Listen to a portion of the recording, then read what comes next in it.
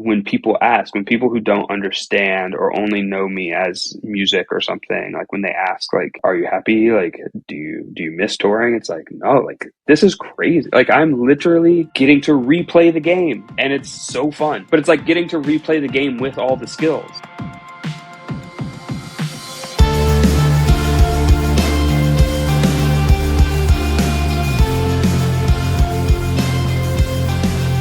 What's up, everybody? Welcome to the show. Welcome to the What You Don't Hear podcast. This is a life podcast. It's a life story podcast. It's what I like to call an open journal dive into people's lives as I sit and I uncover the real story behind my guest journey, finding out what makes them who they are, talking about all those ups, all the downs, and all the thoughts and feelings in between as we dig into the parts of their story that we otherwise wouldn't get to hear. I am your host. My name is Ross Theisen. I'm a creative of many kinds, a maker of realistically too many things. But hey, here's a reminder up front to make sure that you're subscribed to this show on whatever platform that you're checking this out on right here, right now. If you really end up liking the show and you want to make sure you don't miss more of it, follow the pod around social at WYDH pod. If you're on YouTube, hit that like button so it tells an algorithm somewhere that this show matters to you and these types of conversations are what you want to see more of. Folks, you hear this all the time from every creator of all kinds, but it truly does help more than you may think. The support can go a really, really long way. And speaking of support, before we dive into my chat with Phangs in this episode, let me tell you about a few amazing supporters, sponsors, and partners that I've got here on this show. Let's pay some bills. Thanks to some folks for helping me keep the mics on around here, and then we'll dive right in. So first up, this episode is sponsored by the wonderful and very, very cool brand known as Scatter Joy. So let's talk mental health for a second, because mental health is now more of a prevalent topic of discussion than ever before. However, as awareness increases, so do the associated statistics with it. So while awareness is crucial, it alone does not drive change. And that change is where our new partners in the Scatter Joy enter the picture.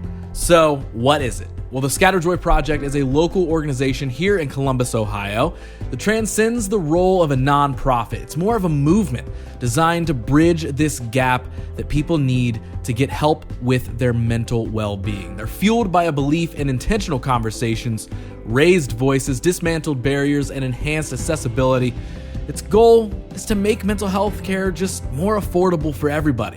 They're down for the cause and looking to support, among other things. They, of course, sell apparel, with 100% of the profits funding their crisis text line, their own network they've put together to help people find the mental health help that they need, and their very own therapy fund.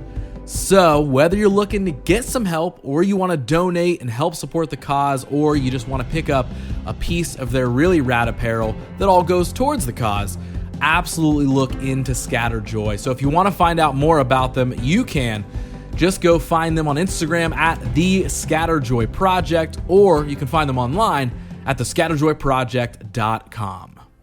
This episode is also sponsored by our friends over at Midwest Photo. Now, Midwest Photo is a video, audio, and of course, a photo store located right here in Columbus. Now, Midwest is a place that I, as someone who has dabbled in photography over the years, it's a place that I've been to many times for many different reasons. And I'm here to tell you, it's a real rad place filled with real rad people. And I'm genuinely so excited that they have joined the show here as a sponsor. So let's talk about what is all inside the walls of Midwest Photo. Well, there's plenty of reasons that I've went there over the years, whether it's to purchase some camera gear ranging from everything from cameras themselves to lighting, backdrops, tripods. In fact, one of the tripods that the cameras that film this show are sitting on came from Midwest.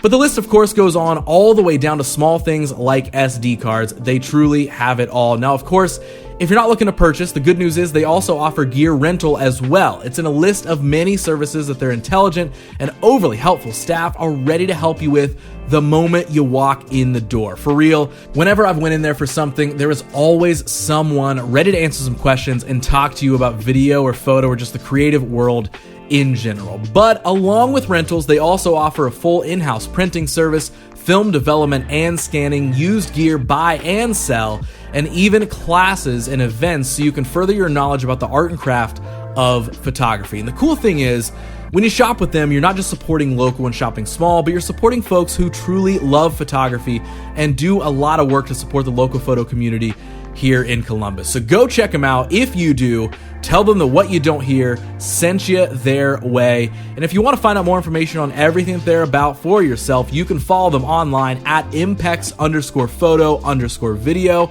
or simply jump to impex.com. That's MPEX.com. And I cannot thank them enough for sponsoring this episode.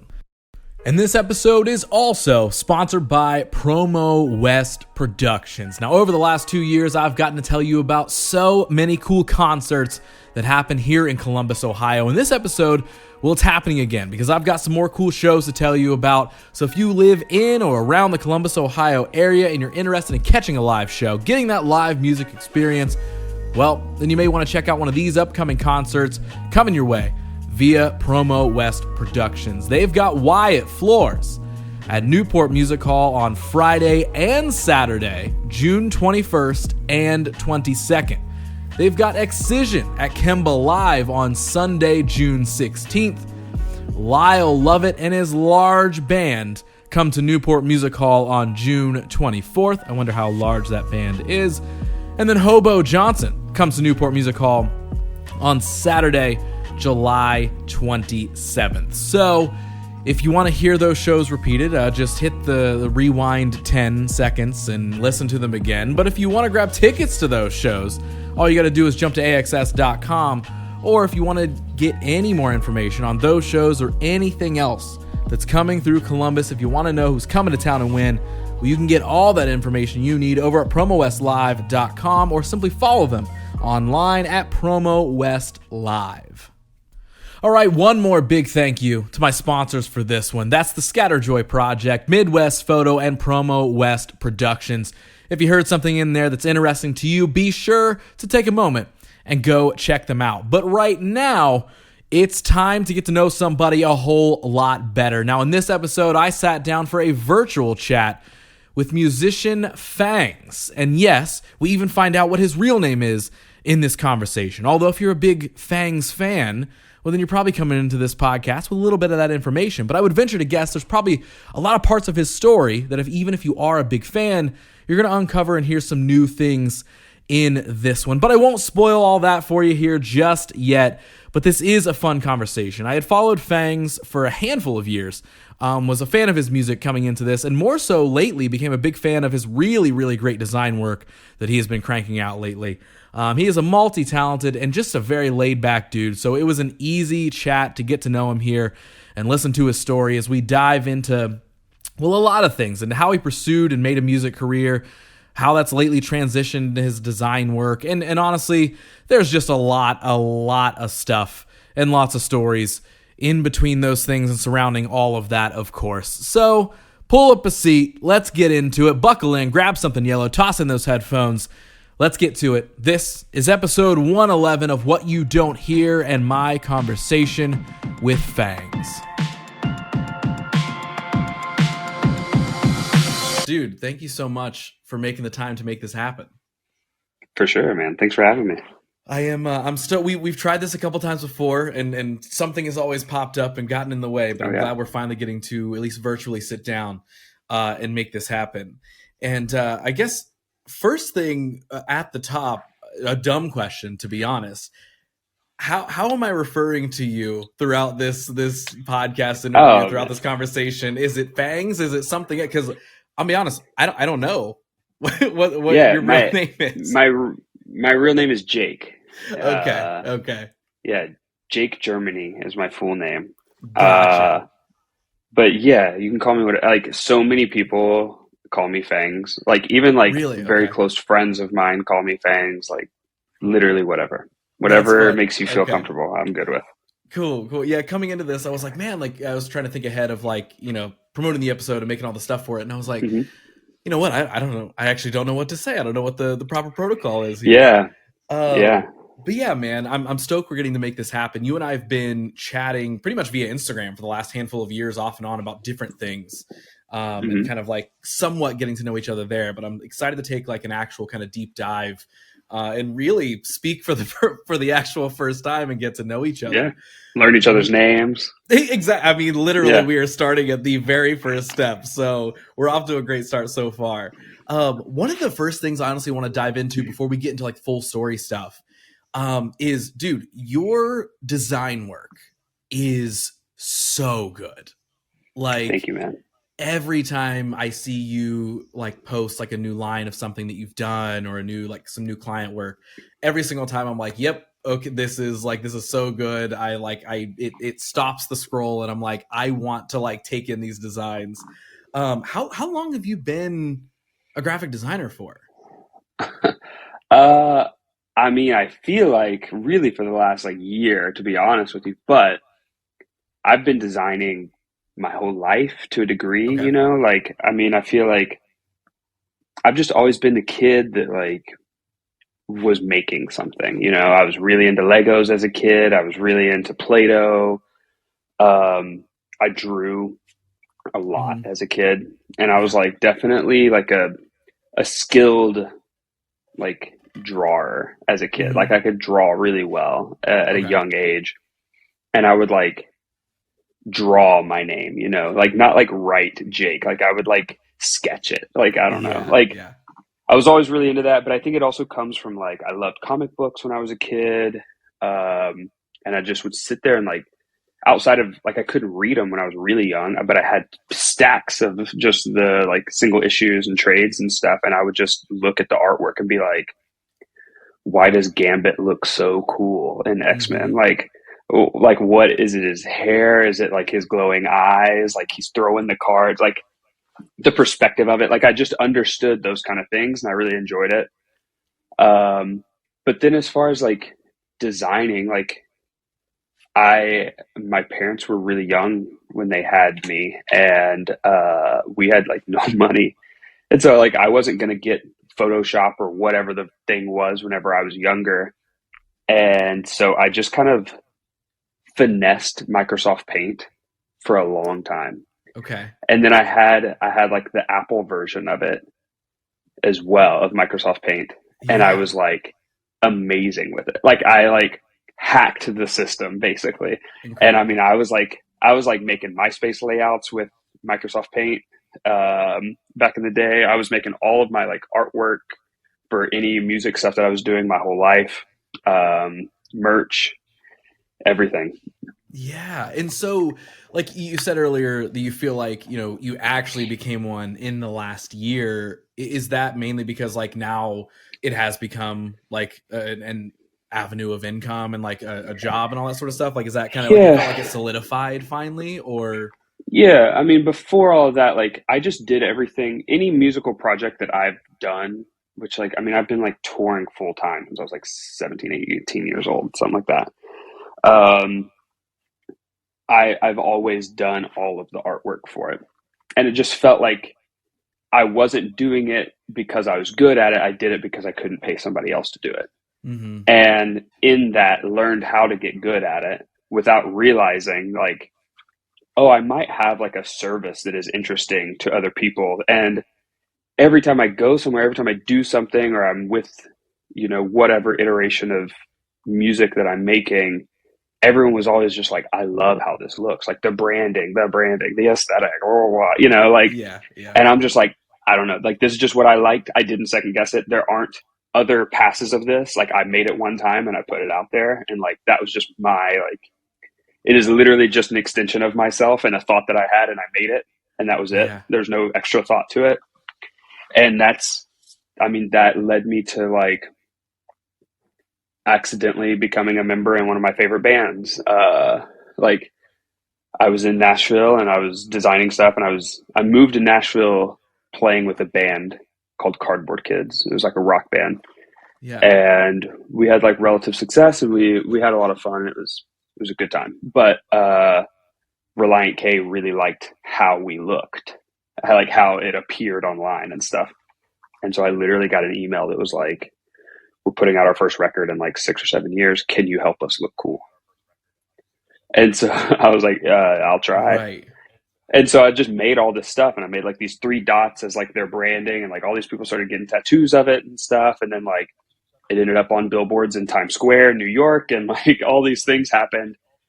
And then they were like, you're doing all this stuff for us all the time. Like you're with us, you're working on this album with us at this point now. Like, why don't you just be in our band? And I was just touring with them. All Yeah. because of like being a graphic designer, but not realizing I was a graphic designer. I was just making things that I thought were interesting. Yep. Yeah, that totally makes But sense. yeah, now it's like, I've taken a step back from touring, and I'm now like full time, just like diving into the graphic design world really Mhm. as like a thing. And it has been the most insane year of my life. And that's Yeah. saying a lot considering like I literally just like saw the world as a teenager and continue to do it for over a decade. Like that this year has been like outrageous. Right, right. Now I'm sure we can we'll probably circle back to this at some point once we kind of dive into Yeah, story yeah. stuff. But like I do kind of want to ask now, like what was that transition like? You said like you're touring less, you're home more, so you're able to focus more on this graphic design side of things. Again, making Mhm. it kind of like a full-time kind of gig sort of thing.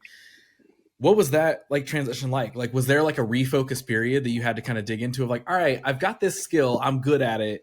Now how do I turn this into a business model? Or was it already kind of up and running enough where people were already kind of actively coming to you enough where you were like, what if I just lean into this a little bit more? Then we could really turn it into something. Like what was that whole process like?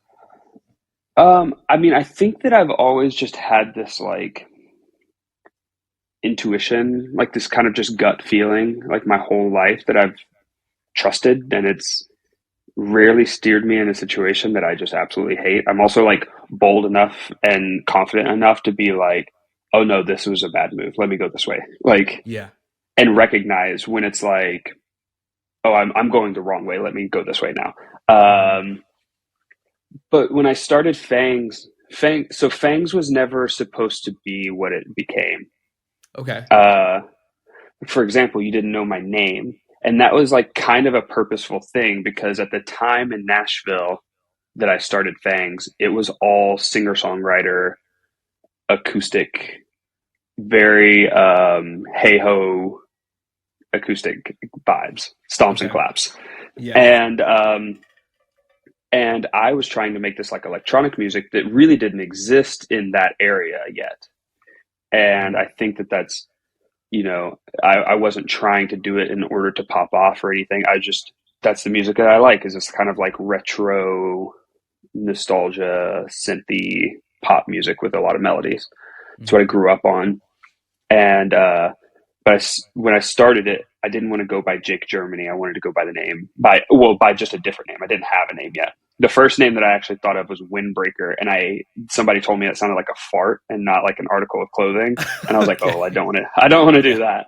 And Fair so enough. Fangs is literally just from a comic book that I like called Saga, Okay. and it's a name of like a planet, like a comet that is also a planet. I just thought it was a cool name. It was spelled with PH, Yeah. and I thought it was really cool, and so I yoinked it. And but I did that under the premise of like I'm gonna sign a publishing deal and just write for other people Okay. and not tour. I don't want to tour anymore. I've been touring already for so long, whether it be I mean, like when I first started touring, my first actual tour was Warped Tour. Like that's where I started. Oh And wow. so like and so I did Warped Tour twice, and I was in like a successful, like Myspace band at the time. Did Cardboard Kids, was playing in Ryan K, and I just kind of was like, I'm done touring. I don't want to do it. And I Mm-hmm. started Fangs as a thing to relieve the touring, and then the internet got a hold of it, and it just kind of got legs and started going very quickly. And Yeah. I never wanted to play a show. Like that was genuinely like I'm just going to make a moniker called Fangs because if people hear Jake Germany wrote this, they're going to assume a guy with leather boots and like a floppy hat and a flannel. and that's just not my vibe. And so I Right. just made up this name as like a writing name essentially. And then these people started getting tattoos of the teeth logo and all these things. And I was just like, all right, like, let me just trust that this is interesting and that this is important to other people and they like it. And so I'm just going to like, the analogy I kind of use is like, I'm just going to kind of like lift my feet up in this stream and let it carry me Mm-hmm. and have my feet in front of me so that if there's a rock or something, I can kind of like push off of it. But like, I'm just going to ride this for right now. And I even said it very plainly online as all of this, as everything continued to happen, has always been you, got named best song in Nashville and all of these things, these tours, these sold out shows. I've been very straightforward. Like the day that this isn't fun, I'm not going to do it. Like Yeah. I'm doing this because it's fun and because it means something to other people. And I'm trying to service, I think that music is a service industry and I'm trying to service the people that feel aligned with me. Yeah. And I think I just got to the point of like, not that I love Phangs and I love everything that I've done, but I think I got to a point of like,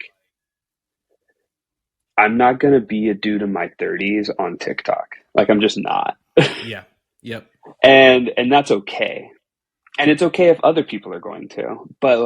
like that's not me. Like I'm not going to do that. And I think that if anything it's more respectful to my fans to not pretend to be that. Mm-hmm. Yep. And for me to say, "Hey, I'm just going to take a step back for a minute and focus on this other stuff." I'm respecting you by respecting myself in that situation. 100%.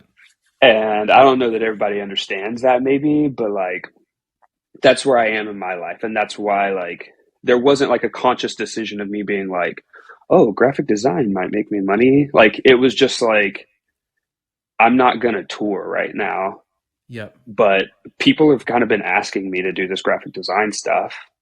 Like, sure, I'll do that. And I'll do Mm-hmm. it until it's not fun, you know, Yeah. and then I'll pivot again and that's what my whole life is literally boiled down to like quality of life question. Like, does this Yeah. improve or decrease my quality of life right now? Yep. And I ask myself Man, that every day in every decision. which is so good because I also feel like with so many people, it takes being at the absolute rock bottom of a situation to then reevaluate your quality of life decisions, to then sit and say, do I need to pivot out of this? Is this actually not fulfilling me anymore? Is this not bringing me the joy it once did? Like it almost takes like being beaten down and burnt out completely by something to then make that Yeah. decision. So it's really interesting to hear that that's kind of always been at the forefront of your mind. Like, has that kind of always been in your mind of like, hey, I want to make sure I'm enjoying this, even if it's going really well or gaining like whatever level of success that it is. I don't want to let that kind of blur the line of, well, I'm going to keep doing this until it's not fun anymore. Like, was that kind of always in your mind? Yeah. Yeah. I mean, uh, I've never really cared what other people thought. Yeah. You know, like I've always been this person. I've Mm-hmm. always been a guy who wears a big crew neck sweatshirt and shorts and sneakers. And I've been obsessed with sneakers my whole life. I've been obsessed with the same kind of clothes I've been wearing. I've been obsessed with wrestling my whole life. Like, I'm the same human being that I've been since I was a kid. And I think that, like, there's a level of luck and maybe naivety or something that allows me to have grown up the way that I did and and just get in tune with myself, you know. I've been thinking about that a Yeah. lot lately. Maybe it's because I have kids, but like, and I have three little sisters. I'm the oldest of four kids, Okay. and they're all having kids now, and so it's like, and they're like young. Like we have the oldest too, basically, and like they have these Mm-hmm. young kids, and my kids are only 5 and 3, so like they're like babies over there, Mm-hmm. and I've just been thinking about like me as a kid, and like I think of the main things when I think about my childhood is like, oh, I played soccer, like every day, all day. I was really into sports and wrestling, but also like art and music. And, uh, but really when I like think deeply about my childhood, like I spent a lot of time by myself. And I think that it's because like my sisters all kind of, they clicked up and they're into their girlier things. And I just like, when I think about music specifically, I think about shutting the door in my bedroom. And I had this giant, I don't know why or where it came from, like beanbag. And I had this big beanbag and like would just listen to an album and read the booklet with the CD front to back, like while I'm listening to it. And like didn't hang out with anybody else, didn't talk to anybody else about it. And I would write songs, I would draw pictures, and I was just like by myself a lot. And I think that things like that really allow you to like understand yourself and figure out what you do and don't like without the influence of other people. Yeah. And even growing up, like I had friends, but I never really had like, oh, these are my best friends. They know everything about me. I had like, I was like just cool enough that everyone knew who I was, but like I didn't get invited to like parties and stuff. Like I Right. wasn't Yeah. that guy. Yeah. But I also feel I that. played in high school specifically, like I played on a club team in Dallas and I was from Tyler, Texas, and that's 2 hours away. And so like I was traveling all the time, 2 hours there, 2 hours back with my parents to play soccer at like a Yeah. very high level, where I felt like whenever I was coming back to school, it was almost like, oh man, like the things that you guys care about versus the things that I'm doing, like not in a cocky way. It was just in a perspective Yeah. way. Is like I'm playing soccer every weekend in the highest league in the state of Texas, which is one of the highest states for soccer in the country. And I'm the captain of this team. And the field is lined with like college scouts every game. Mm-hmm. And it's like, that was the world and the focus and the perspective that I lived in. But then as soon as I got in the car, I've got a comic book or a CD and headphones, and I'm that person.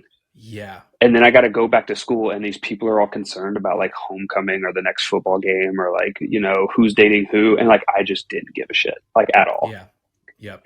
And I felt that way then. I mean, maybe there's a parallel. I'm just like vomiting stuff now. Like, No, yeah, that's great. but like, I think maybe there's a parallel with touring. Like, I remember when I really started touring, the few people that I was friends with, I would come home and feel no connection to them because there's a perspective when you're touring versus a perspective of just like staying home that are completely different. That, if you're in Spokane, Washington and you run out of money, you're in Spokane, Washington.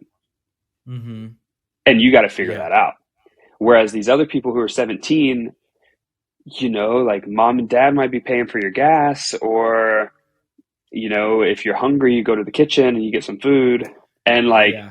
I'm just living a completely different lifestyle that I chose. Mm-hmm. And when I come back home, the things, the local drama or like whatever, like I'm not connected to it and I don't care and I've never cared. And Yeah. I've felt that way a lot in my life. And I think that those kind of things give me a sense of perspective, even as an adult, that, other adult people, parents, people that have kids, uh, I can't imagine living in a ranch home in Texas with three little kids that are all, like clocking into a 9 to 5 and living that life. Like I can't do it. And it's okay that other Yeah. people do it. It's just not my perspective on life and what Right. is bringing me a good quality of life. Yeah. 100%. I could spend the next hour of this podcast talking about all the similarities between you and I that you just Yeah. unlocked.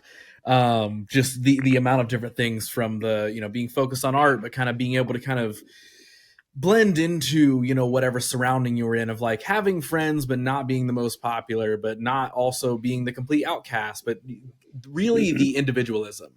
I think the individuality of like being able to kind of get lost in your own world and be totally okay with that, of like, cool, I'm Yeah. just going to sit here and like, my big thing when I was growing up was drawing as well.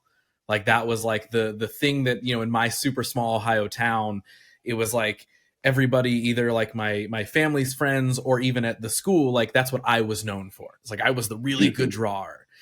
And so like, but that's the thing that I would always get lost in. And because my same thing was like, I love pro wrestling, I loved scary movies, and I love like skateboarding and like dirt bikes and stuff like that, right? Yeah. So it was like I would just sit and make my own comic books based off of all those things. And if I wasn't being invited to a friend's house, or even a lot of the times if I was being invited to a friend's house, I would have rather stayed home and drew out Right. a Yeah. comic book of whatever happening.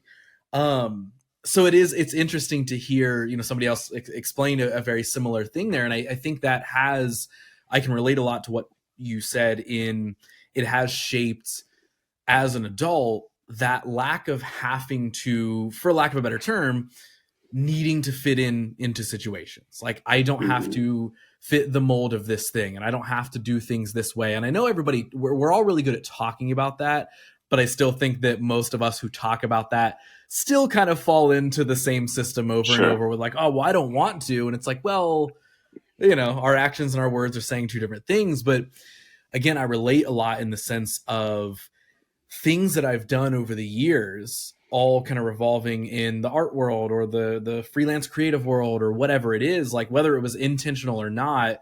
My only intention that stuck throughout that entire thing was I want to make sure that I'm happy doing this. Like I want to Hmm. make sure that I'm being true to myself, and I don't just want to jump into something just because. Like even back when I worked, a lot more in the music industry, and I was doing like live photography or like management for bands and all this sort of stuff, I realized really early on that I actually didn't like touring at all. Like Yeah. I didn't like being out on the It's road, hard. actually. It's hard. It's Yeah. not for everybody. Yeah. No. And like, but what my surroundings were saying at that point in time was like all my friends were in bands and I was Yeah. working with all of them. And so what I should have done, right, theoretically, is fit into that mold and been like, oh, well, I guess I'm just going to tour with all these bands and all these friends and do all the stuff because that's what you're supposed to do. But I Hmm. was like, no, like it doesn't It matter. Like was. even if this can work, it's not for me. Like, It's interesting because like I've thought this before. It's like it's not the traveling that is exciting to me. mm-hmm. Like touring sucks, truly. Like you're in a Yeah, vehicle for 90% of the time. right. And it's not fun on that level. But for somebody like me versus somebody like you, there was a payoff. I Yeah, got to go on yeah, stage and perform the things that I made and have an emotional connection. Whereas you are then going and performing your art personally by yourself, essentially, right. and then getting back into a van. And like Yes, there is no like payoff. There's no like, for better or worse, like round of applause or reaction in general, whether good or yeah, bad. Like you yep. just you're going on a work trip in the worst elements whatsoever. Like Right. Yes, so absolutely. I wouldn't want to do that Yeah. either. Like Yeah, no, I just immediately, like, even and I have friends who are live photographers and videographers and all this sort of stuff who absolutely love being in a different city every day and going and trying to get the best shot in the venue they can. And like, while I loved photography or I loved creating in that sense, it wasn't enough for me to be like, yeah, I like sitting in the van for 4 hours in a van that's almost on the verge of breaking down at all points in yeah, time, yeah, and then going to a whatever venue for maybe potentially a whatever kind of show, and then yeah, trying to make the best of it. And like, I really identified. I was like, all right, this grind, this hustle, like I don't have the heart for that one. Like, there's definitely people yeah, who do, who are like, no, man, it doesn't matter if there's 5 people in this basement show, it's going to be the best. And I'm like, I don't want to take pictures of this show with 5 people yeah, in the dark basement. Like, I don't know what I'm yeah. doing. Right. So yeah, it's to the point of, a lot of finding that alone time, finding what it is that truly does serve you and make you happy. Even for years, I was never able to articulate it that way. I don't know if you always were kind of like aware enough of it, of like, no, I want to do what makes me happy. Like, I think my natural instinct was to do that. And I knew like, Hmm. oh, well, I don't know. I either like this or I don't. But only until the last handful of years have I like really put that at the absolute forefront of my decision making process, where I can verbalize exactly what that means to me. Like, what does it mean to find joy for myself or happiness for myself? Or what does it mean to set some certain boundaries? Where for the longest time, and this is just, growing up and living life, but for the longest time, I would just sort of do any experience that popped up to me, then find out whether I liked it or not, then probably do it for a little bit longer than what I needed to, and then make the decision, okay, this only continued to feel bad and drive me further down, so we need to make a change now. The following announcement has been paid for by the New World Order. What You Don't Hear is proud to be partnered with our friends over at Queerencia. Queerencia is an LGBTQ plus lifestyle and apparel brand that aims to support the queer community by empowering all people within it to embrace their true identity and express themselves boldly and proudly, while also at the same time aiming to create more accessibility to queer history and queer culture in general. Now, if you do really want to hear the full story of the brand, I had owner and creator Ty Collier on the show back on episode 70. So if you do want to deep dive into it all, be sure to go check that out. But right now, I urge you to jump over to queerencia.co to check out all that they do and all their amazing apparel they have available in their shop. You can follow them at queerencia.co, or again, hop to their site to learn more and make a purchase and support at queerencia.co. That's .co. And I cannot thank them enough for partnering with this show and being a sponsor of this episode. Yeah, I've always been pretty self-aware. Like, even to the point of, I told you, like, I love sports and stuff, but like, I'm 5'7" current day. Like, when I was in middle school and I was just like the runt at my school, like, I knew I was more athletic than most of these kids because I was already playing in this, like, basically like semi-pro level soccer. But I was small. And so, when basketball tryouts would come out or something, all my friends expected me to play. And I'm just like, I had the awareness to be like, no, like, I don't think I'll make it. And I'd rather spare myself the stress of doing that. And I've always, like, I'm perfectly okay to look at something and just because it's a cool experiment or a fun opportunity, being like, no, I don't want to do that. Yeah. And some people can maybe, like, some people who don't have the perspective or could see that as being cocky or something or being full of myself, but it's really just being, like, extremely aware, I feel like. Yeah. And I've just always felt that way. And I've also kind of just always, I feel like I've known when to pull the plug on other things versus like stepping into things. Yeah. Now, when did music itself like become a love of yours? Like, because you've also mentioned like soccer was a big thing and like sports in general. Like, what was maybe the first love, or like when does music pop up in general? So like sport, I started playing soccer when I was 4, and when I was born, my dad's dad, who I met like once in my life ever, like my first gift to me was a soccer ball. Okay. And so I like grew up a soccer player, and to this day, like I have, MLS season tickets and I'm a fan. Like I'm still in it. But music really as like something that I became passionate about, not something that was just like always, like music was just always on. Because I mentioned, like, I had young parents, like we just had this giant boom box in the living room. We didn't have a lot of money, but we had a fuck ton of CDs for some reason. And we would just listen to music. And I think it got serious for me probably around like 7th or 8th grade. And that was really like Reliant K, The Starting Line, All American Rejects. Like those were maybe like the big 3 that like I was just like, whoa, what? Like this exists? Like it felt, I remember seeing the Swing Swing music video for the first time on Fuse and thinking like, those guys look like me. Like I see myself for the first time ever on a music video.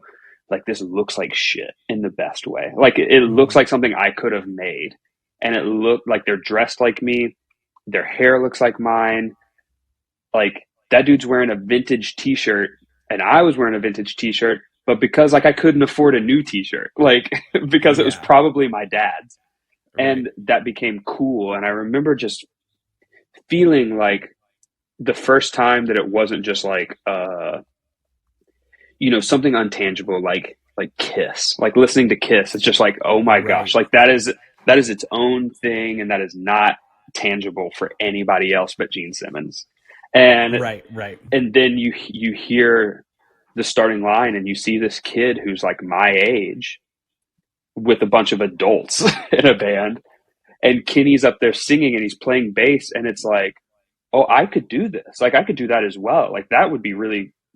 I've never thought about this being a real thing. I had never seen teenagers becoming people on Hmm. TV or Right. having a voice that wasn't, I grew up listening to, I mean, Michael Jackson still this day is like one of my favorites. Hmm. But like when I was a kid, the constants in my house were like from my mom was like Michael, Janet, TLC, Boys to Men, and my dad liked Kiss and Guns N' Roses, but we also lived in Texas, so it was like a steady '90s country situation. Yeah. And so like I just there was nothing that was familiar that felt like me, but I always Hmm. liked it. But then whenever that happened, yeah, it definitely like shifted. And then that's whenever like local bands kind of started once I like got into high school. And that was another thing, maybe with the like weird like not conforming to other things. Like I love heavy music for what it is, but like my whole hometown was heavy.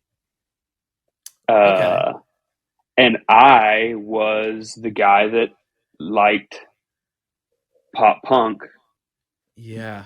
but also like loved Dashboard and loved Copeland and loved Lydia and loved bands like that, and Yeah. things that were a bit more melodic and lyric focused, Yeah. and something that made me kind of feel like there was a world to it. And so I was the guy that played an acoustic guitar at metal shows, like played Okay. a full set at a metal show. But it was normal, and everyone kind of always there was this weird pressure of just like, oh, he's the guy who's gonna like out of all this stuff, he's the guy who's probably gonna end up like making it. Back then, that just meant like Interesting. signing a deal or something, which like Right. Right. nobody knew what the hell that was back then. Yeah. Yeah. Uh, but yeah, then I don't know, it's interesting to think I hadn't really thought about it like that as well, but like that's just another example of me being like there was no I didn't think it was weird that I was doing that. Looking back Yeah. at it, it's like, oh, like damn, like that's kind of ballsier than I thought it was to go up in front of a bunch of dudes who literally just finished like beating the shit out of each other to this last band, to Yeah. now go up and play these songs and these lyrics in front of them with just me and an acoustic guitar for 30 minutes. Yeah. And then another Yeah. band comes on, and like back then what that was, that actual lineup would have been, I mean, because it was a local show, there were probably like six bands on it or something, but like the last three would have been A Bullet for Pretty Boy. I don't know if you knew them. I did. Yes. Yes. So those were like a bunch of my best friends growing up, so it was like Okay. them, and then it would have been like me playing after that, like direct support, and then the headliner would have been the early iteration of Fit for a King. Like Interesting. that was my hometown, was like all of us, and those were the people that Okay. I was like friends with, and those were the only other people who I could like be friends with because they understood. They were also touring and stuff, Yeah. and but they played completely different music than I was into. Right. Right. So, and I know you just kind of touched on this a little bit of like, you're kind of just now kind of looking back and being like, oh, that was a very disconnected thing for me just to kind of go in and just be the acoustic guy on the show. But I wasn't really thinking about it at the time. Like, But was there that wasn't something that friction. never, That was the weird thing. yeah, Like there was, yeah, it was just like, oh yeah, like, is Jake Germany playing? Like, sure. Like, I don't know. yeah, right, right. And that's an interesting thing of like, do you feel like still at that time, I mean, the fact that there wasn't, friction, just like you just said, probably never shined a light on it. But was it another one of those things where you just kind of like found the confidence in I want to make music. I like doing this. This is the type of music I want to make, and cool, almost like blinders on, here we go. Like, I'm just going to do my thing. I'm not worried about whether I'm like fitting into Yeah. whatever else is happening. Like, I mean, looking at it now, like, yes, to a degree, yeah. It's just like having the confidence of like, no, this is what I do and this is what I like and I'm doing it. mm-hmm. But also like, touching back to like trying out for basketball that I wasn't going to do it because I saw that there was a level of like that might not work out. I'm just going to avoid it. Yep. I didn't reach out on any of these shows. I wasn't like knocking down the door trying to get on shows. Back then, I would just, get a call, or we would be all eating somewhere, or I would get a Myspace message and it would just be like, hey, we're doing a show on this day. Can you play? Like, I never was asking to be on shows. I was always being asked. And Yeah. so there was no resistance anywhere. So I just did it. Yeah. Was there in that process, whether it's like before you even played your first show or once you start getting on these local shows and maybe offers are popping up of like, hey, do you want to go do a weekend run or whatever it may be? Like, do you remember if there was a conscious moment for you of cool, music is the thing that I now want to do? Like, I want to go and try and play shows. I want to go and try and, record songs and release them and make an album or whatever. Like, I guess maybe when did that become like, when did the goal or when did the dream kind of become a goal? Yeah. So this is where it gets weird for me versus everybody else's story, I feel like. And maybe why I have the perspective that I have now in my life. When I was a senior in high school, I like made an actual list. Like, I wrote it on a piece of paper, what my goals were going to be. I wanted to play music, but also I had a soccer scholarship. And Okay. so, I wrote this list of stuff, based on like zero actual industry knowledge, just Mm-hmm. what I saw on Steven's Untitled Rock Show on Fuse. And it was like, make my own actual CD and like go on tour. Like, the biggest one was like go on Warp Tour. I'd never even been to Warp Tour because it was 2 hours away, and I wasn't going to be able to get my parents to drive me 2 hours and then just like go fuck around somewhere while Yeah. I'm in a parking lot sweating all day Right. long, Yeah. and then like Yeah. pick me back up and drive me 2 hours back home. Like, that just was never going to happen. Right. And so I wrote down all these goals though, and within a year I did them all. Amazing. But I think that half of it is like being available and just not being a shitty human, Yeah. and being willing to go for it when the opportunity comes. I in high school, in my senior year in high school, I was playing a local show, and it was like I was headlining it, and this girl that was way cooler than me, and like definitely like I knew who she was. I did not know at all that she knew who I was. She was an office aide, like, as one of her classes, and she came and got me out of class one day and said that like my dad had called or something and needed me, and so I'm like worried. She gets me out of class and she was like, hey, everything's fine, like your dad didn't call.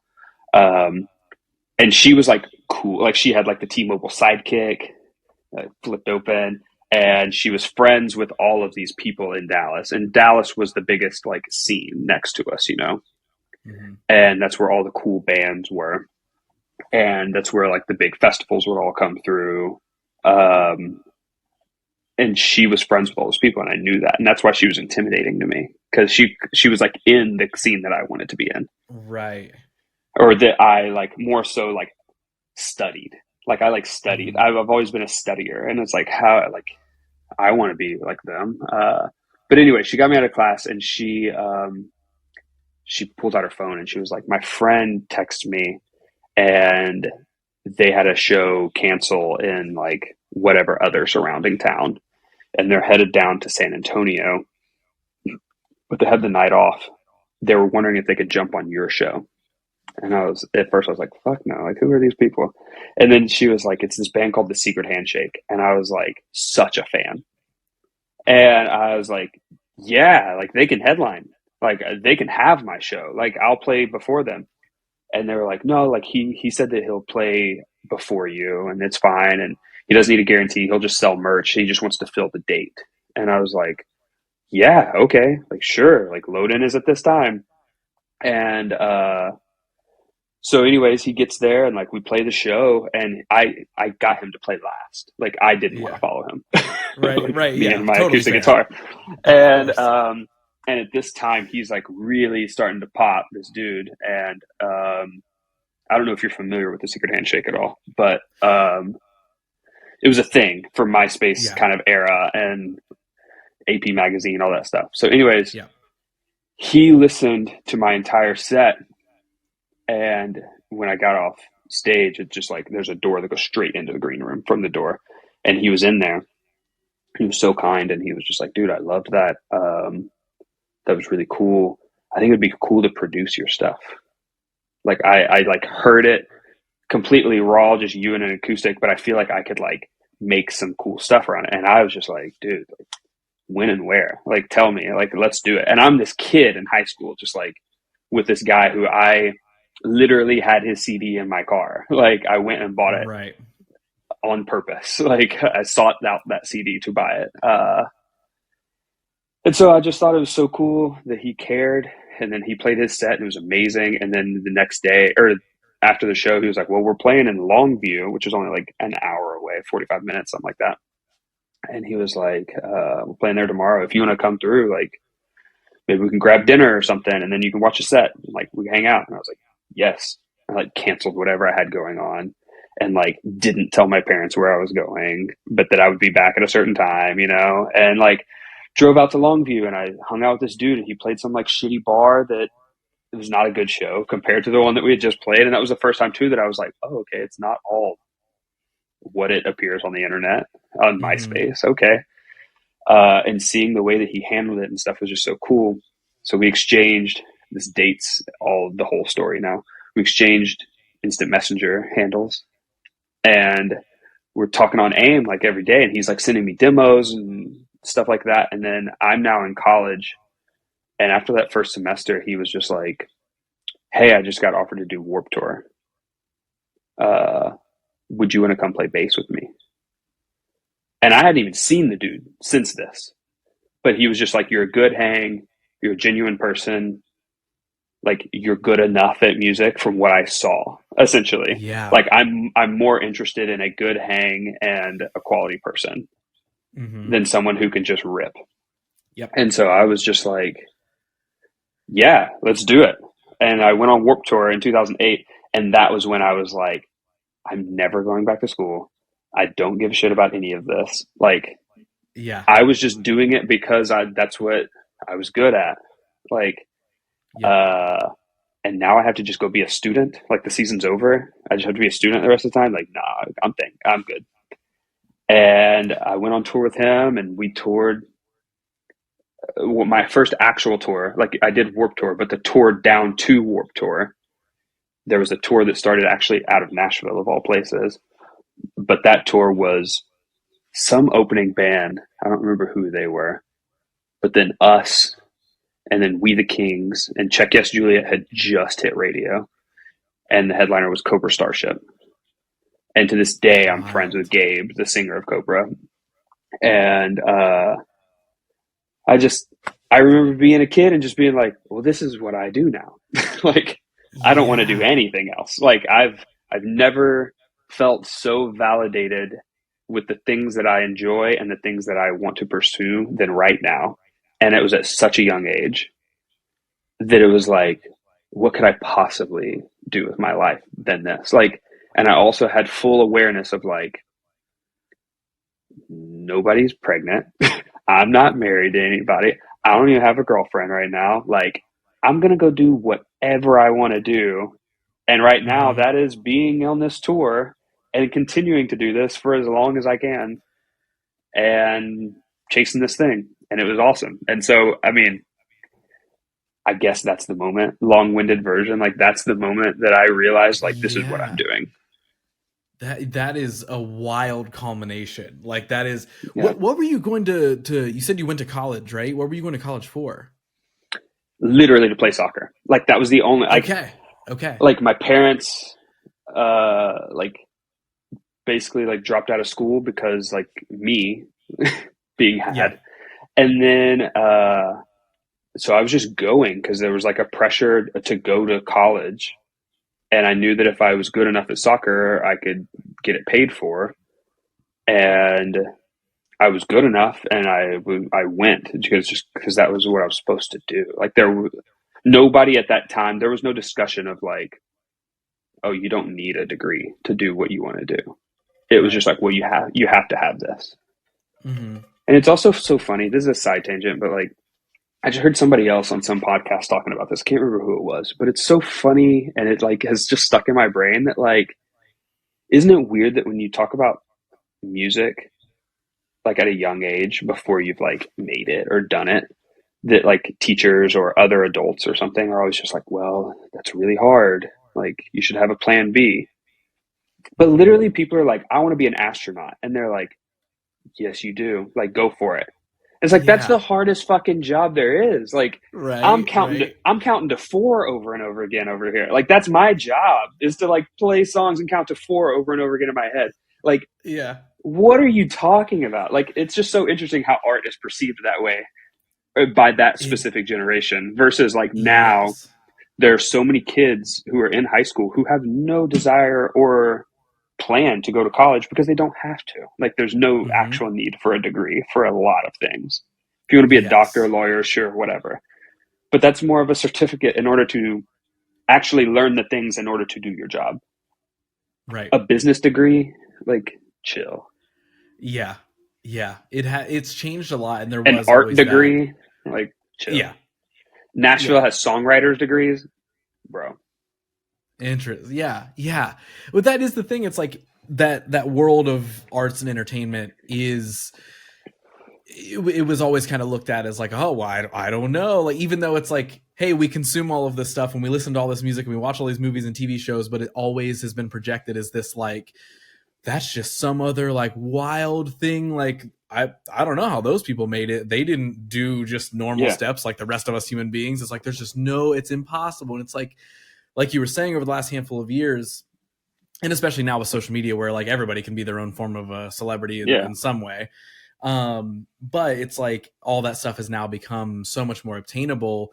But I think it's also because the idea of what that used to be, it used to be so disconnected from, it was like you're either a movie star or you work at a restaurant or something, right? Where now it's Yeah. like there are actually so many options. And I do think that while maybe the vast majority of people aren't thinking this way, I do think a lot of us are leaning more into a little bit of what you and I have been talking about this whole time of, hey, what's something I want to do that I will enjoy?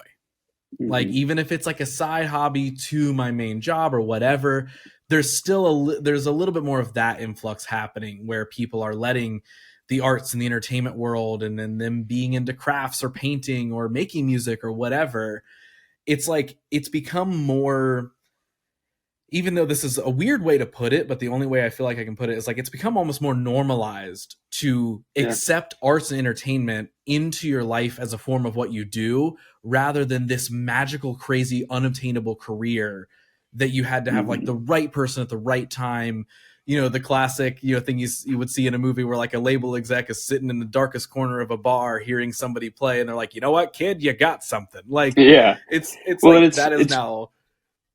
it's so funny now because it's like everyone calls themselves a creative, Yeah. which is such a like, that is what it is. But like, imagine when you were in middle school or high school and trying to tell somebody, "Oh, I'm a creative," Hmm.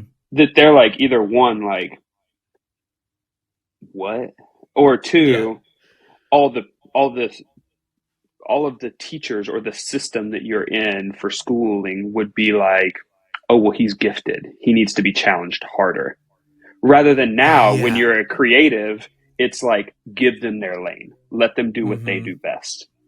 instead Yep. of like let's try to squeeze the walls in tighter on them.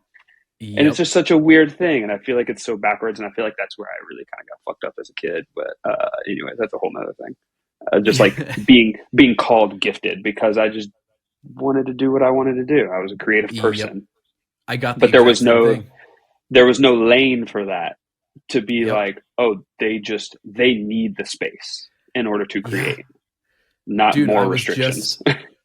I just had this conversation with somebody the other day. I don't even know how it came up, but we were the whole gifted thing, right? And like I remember when I was growing up in like I think it was in middle school, there was a couple years where like there was like constant parent teacher conferences with my parents and the schooling system of like they were always trying to debate like whether I needed to be held back a year or whether I needed to be put forward a grade Yeah, same. because they couldn't pin down like what was going on because it was like, well, he knows all of this stuff, but he's not necessarily applying himself, but he's like passing the test, but he's like not, but he's doing more than what we're, and like it was never just broken down to like his focus, like it's not just a casual like, oh, kids don't like school.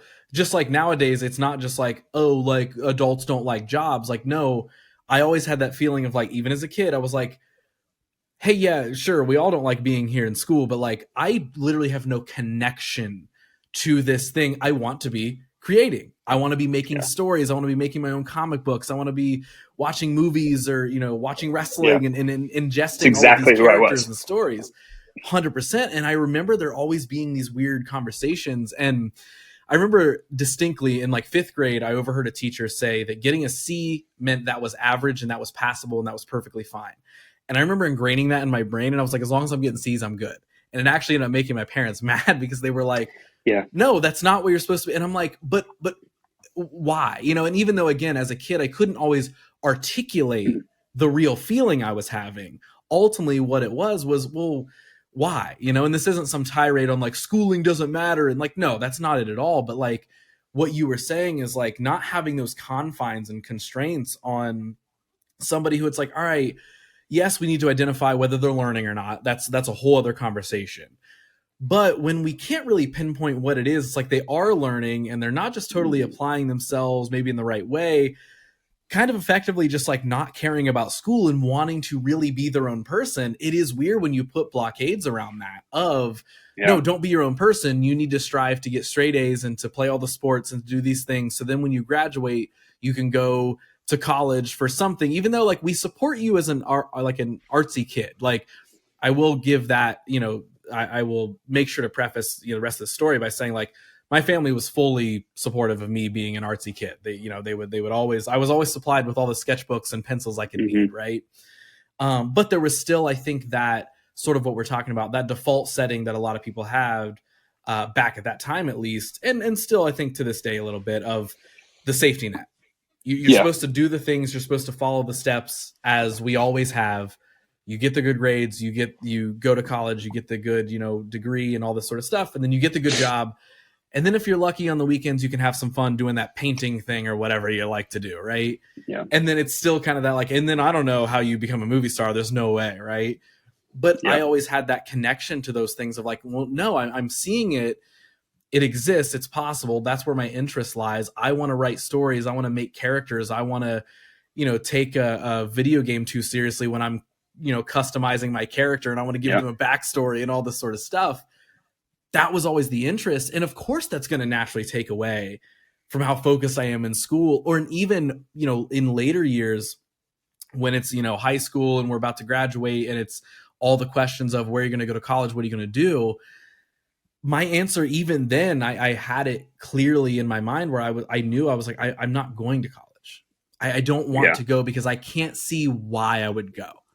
Now that I'm becoming an adult and I get to make the decision, I might not know exactly, oh, I want to go be a film director. I want to go be a designer. I want to go be a this or a that. There wasn't necessarily that clarity, but there was the confidence in, I know more school is not for me based off of my interests and more so my passions of what I want to do. So I want to try and figure out how I can build a life around those yeah, passions. yep, And so there is something too like that why constrain that? Why like put the walls around that? And so it is interesting to again hear you kind of explain, like, yeah, it was just kind of like I was going to college and I got to play soccer, which was the cool part. But then once this music thing kicked in, that was it. That was just, Yeah. So was it kind of off to the races from then, of like, you just like Warped Tour's the first tour. And then I know I'm asking such a big question. I'm like, hey man, what was the next X amount of years of life like? But like, Yeah. was Well, I it mean, just like, yeah. I also like, I had been on one vacation my whole life. Cause like I mentioned, like we just didn't have money to go do stuff like that. yeah, And also like, I don't know how my parents afforded to have me play at the level of soccer that I was playing. Cause it's expensive to play high level soccer in this country. And it's really mm-hmm. stupid that there's a barrier like that. But, um, uh, yeah, being able to, even speaking of soccer and vacations and not having money and stuff, our one vacation was in the summer of 1999, and we went to Chicago to go see the Women's World Cup when it was in America. And That's that was our cool. vacation. And Yeah. I also remember coming down from Chicago, because I mean, from Texas, just straight up to Mm-hmm. Chicago. And when we were coming down, we like kind of detoured and went through Nashville. And that was my first time in Nashville. And I remember like telling my parents, like, oh, I like this place. And it was funny because my parents talk about, I don't recall this at all, but my mom definitely still talks about it. That like I saw a guy like just drawing outside, like on Broadway, which Broadway is vastly different now than it was back then. Uh, there's a guy that was just out with like a setup, and he was just like painting what was in front of him. And I remember seeing that as a kid in 1999. I was going into the fifth grade, and I told my mom, apparently, if soccer doesn't work out, I'm just going to move here and draw on the street in Nashville. And I don't Crazy. recall that, but like my mom still to this day, it's like a very over romanticized thing in her brain. Yeah. But anyways, all that said, with music, it was like I was seeing things that I had never seen in my life. Mm-hmm. Things that are normal, like snow. Never seen snow in my whole life growing up in Texas. Yeah. And I like Yeah. saw it on tour, and I saw the ocean for the first time. And I saw like mountains, and I was just seeing other people and other cultures. And specifically growing up in a place like East Texas, um, all those local shows that I was talking about, there were no venues, and it was a dry county, no alcohol whatsoever. And every venue was just a church youth room that we could get Okay. into. So churches allowed us to play there until something bad would happen, then we'd all go to another church and like use their Yeah. PA. We just needed a stage and a PA. That's all we needed. And these people saw it as outreach, Right. to all of us troubled kids trying to play music. Yeah. Of And course. so seeing different things and walks of life, and experiencing literally life in a touring crew with people that were from other places and not from my zip code. And back then, I mean, also like Myspace was as big as the world got. Yeah. And now it's like I can literally text someone from the other side of the country and like be best friends, or different other side of the world, and be best friends with them all the time and never have met them. But back then it just wasn't so easy to connect. And so I'm meeting these people that have different views, different beliefs, different ways of living, different upbringings than what I've been raised around. And I'm at such a young age, and I'm just soaking everything in. And Yeah. that's where the perspective of like coming back home and hearing the things that like my peers cared about, I was just like, none of this fucking matters. Like, what are you talking about? Like, and you start to develop a different level of empathy, and you just learn. And I think that things like that was almost more intriguing to me. The actual connections were more intriguing to me than writing music. And I Yeah. think that that's why I did it for so long. And that's why I was able to then just like, it was almost more fun to start a different genre or something, to be like, Mm-hmm. I wonder who's over here. Like, I wonder who I can connect with on this side that I haven't gotten to connect with. Like, and we all are speaking the same language with this music stuff, and we all just want to feel connected and heard and understood. Yep. And can I just bring that through a different sound? Like, that's all I cared Yeah. about. So when in all of that, like when, and maybe it was before, but like when does Fangs become Fangs? When does that become a thing? I don't even remember what year that was. My fans would know more than me. Like 20, when did I move? I moved to Nashville like 10 years ago. So Okay. that was 2014. I did Cardboard Kids for a couple of years there. So like 2015, 16 probably Okay. is like when Fang, probably 2016 is when Fang started. And then, yeah, I just started doing it. And I just literally, like I said, like it was that stream moment of just like, I'm just going to lift my feet and do this. And like, Mm-hmm. that's it. And like my face wasn't on anything back then. It was a photo of me in a sweatshirt, and it was just like my hands crossed, but it was like literally like, it didn't even show my neck. Like it was just like my Mm-hmm. chest and my hands, and it just said Fangs across it. Like, and that was it. And that was Yeah. the only like imagery for anything. And these people, like I remember friends texting me and being like, "Do you know who this Fangs person is? I saw you follow the account." And I was just like, "What? Like, why is this happening?" That's funny. And then like, we play the first show and it's like, yo, it's sold out ahead of time. Like, why? Like, people are flying here from Seattle. Why? Like, from Orlando, from Ohio. Like, why do these people care? What is it that's connecting them? And so I just kind of like kept doing it. And then it's just so interesting, the analogy of being in the stream, man. It's like I felt like maybe there was a rock coming up that I needed to like either decide like, okay, this is the end of it, like the water's running low, or I need to push off of this. And it was right before, it was while my wife was pregnant with our first kid. And I was already kind of thinking, like, man, I didn't want to tour to begin with all this stuff. Like, Mm-hmm. and then I started touring, and then all this stuff happening, and I'm playing these festivals and doing all these things. Maybe I can just slow this down, like myself. Yeah. And I tried to slow it down. And then I got a call literally a week later from having this conversation with my wife. And this A&R guy that worked for Imagine Dragons label wanted to sign me. Hmm. And I was just like, I should probably do this, right? And she was like, yeah, do it. And my wife was like a teen pop star. And so like she's done it. She signed with Virgin Records when she was 14 and toured Mm-hmm. forever and played Jay Leno, and the Jonas Brothers opened for her on tour and stuff like that, like a whole thing. And so she understands and gets it, thankfully. And so I was just like, all right, I'm gonna fly to California and figure this thing out, and sign with this record label. And then I end up touring my ass off after that. Like, I'm touring Okay. so much. And and it just kind of, it was like every song we released got on New Music Friday, and like everything that was happening was just going.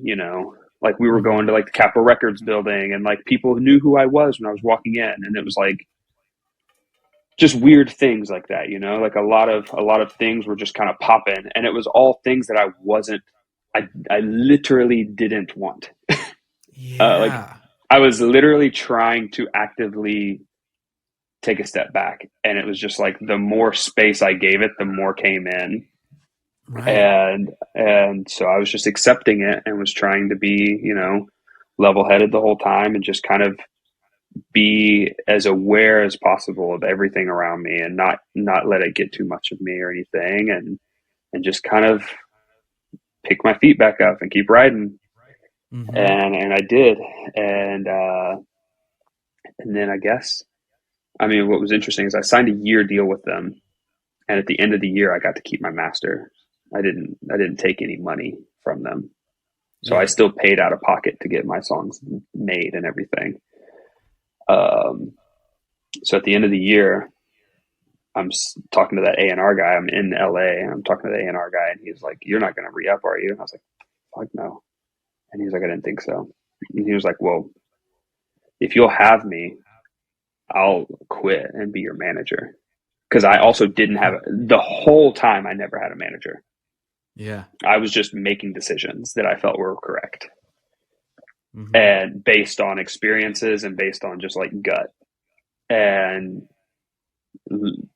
quality of life, which is probably not where a lot of people think when they're thinking about music industry. Right. They're just, and so, yeah, he left and he became a manager, and I talk to him still every day.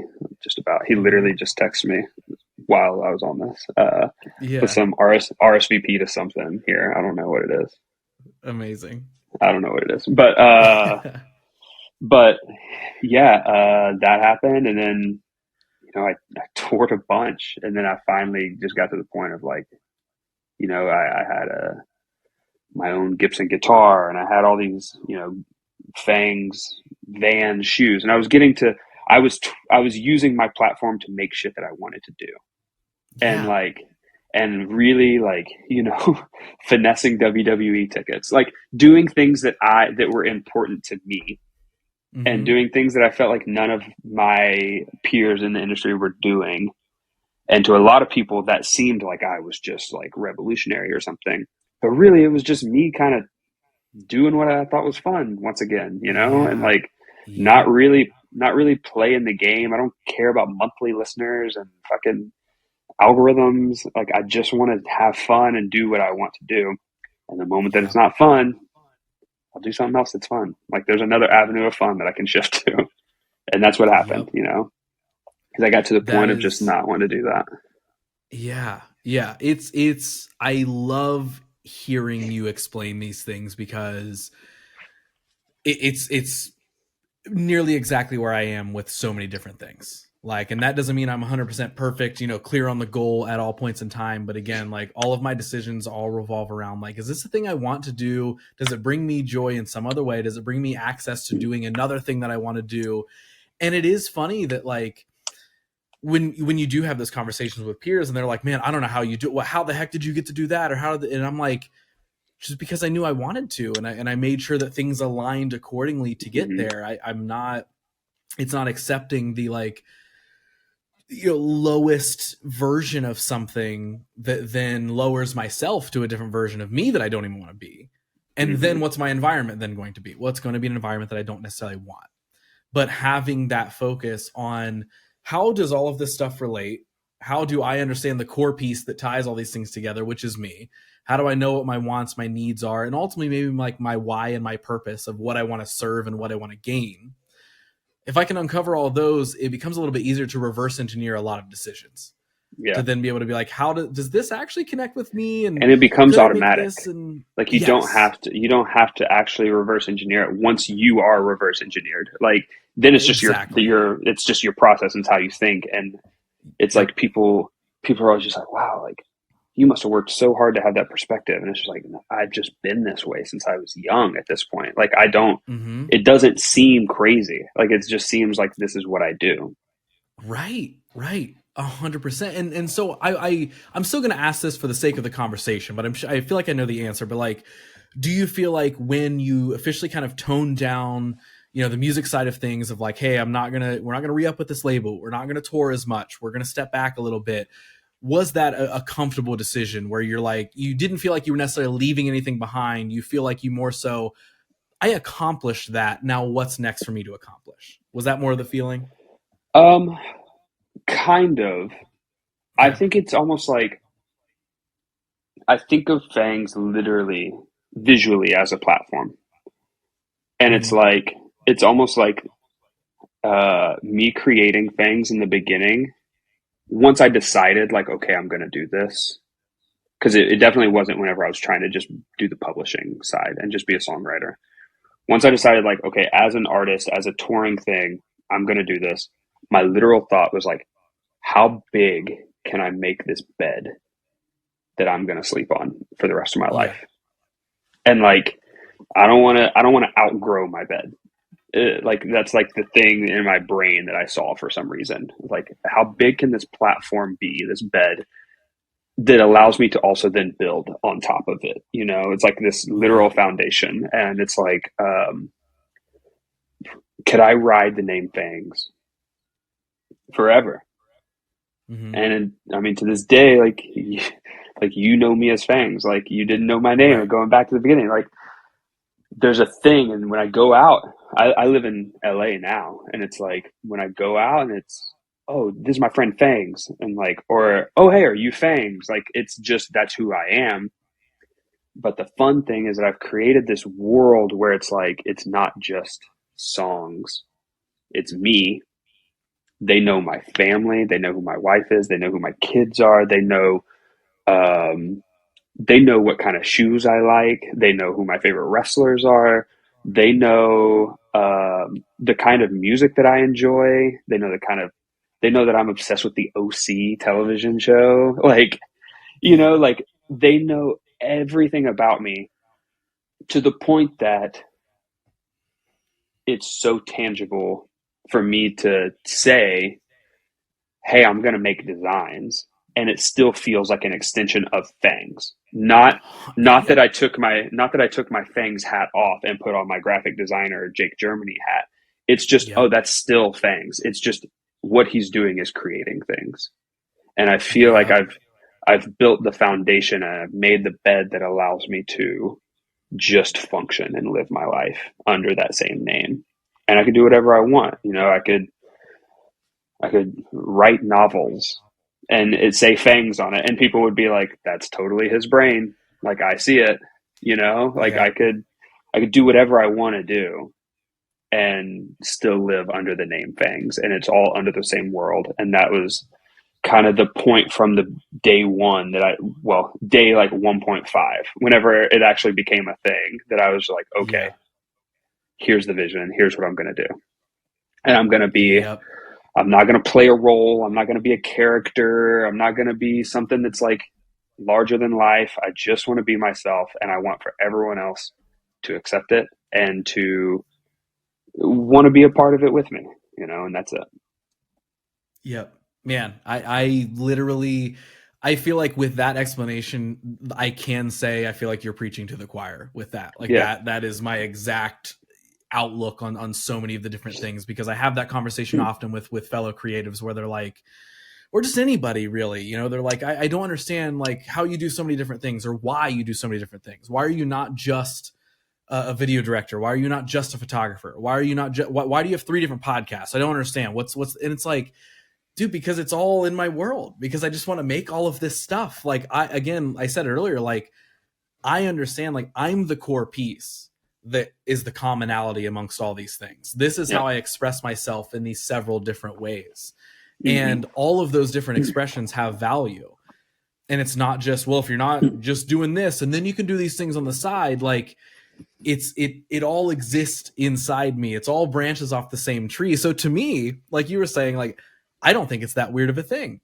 Yeah. For some, you know, if you posted tomorrow and you're like, I am now a book writer and this is what I do, or I'm now making this, and it's under me, it's branded as me, it's whatever you want to call it, I'd be like, yes, absolutely, that totally makes sense, you Yeah. know. And I'm sure there's a whole other, you know, discussion of, you know, social media and self-branding and what it means to all that sort of stuff. But I think at the end of the day, like stripping all that stuff down, it is like why and its purpose.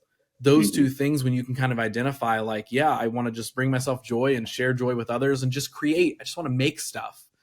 And I want to have a clear path, or like you Yeah. said, a solid foundation built to be able to build that stuff.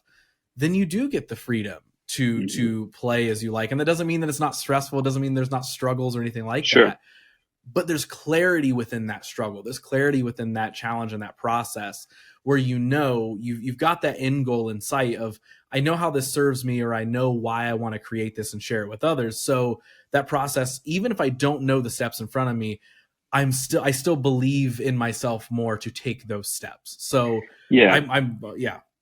Well, and I think that when you make it your own world, like there's no such thing as failing. And like Mm-hmm. that's what's cool to me is like I don't feel like, because I've decided to take a step back from the touring side of Fang's world, I didn't fail. I just shifted my focus over to this area. And at Exactly. any point, I literally could, like, I've got two guitars right here beside me. Like, I could literally grab one of them and I could pull out my hard drive and say, here's the next Phangs EP. Right. And I could go and I could do it. Like, it's literally sitting on my hard drive right in front of me. Yeah. But that's just not what I want to do right now. And that doesn't bring me joy at the moment in the way that this is bringing me joy. Because I get, some people will ask me, like, well, do you miss the gratification or something of touring? And literally, like, last night I talked Nick Wheeler from All American Rejects is a buddy of Mm-hmm. mine, and I design All American Rejects' merch. And that's a callback all the way to that 7th and 8th grade kid that we were talking about. And Right. there is a level of joy that I get for creating merch for them. This surpasses playing a sold out show. It makes me so Yeah. happy to do that because that's the reason that I'm even in all this stuff. And then Mm-hmm. literally last night, they played in Brazil for the first time ever in their career to 90,000 people. And all the merch there Incredible. I made. And the merch, the Yeah. hat that the drummer's wearing is a hat that I designed and made. And it's like, that gives me so much joy as a person, not even as a creator or as an artist or something, like just as a human being, as a Mm-hmm. 7th grade kid, that gives me so much joy to do that.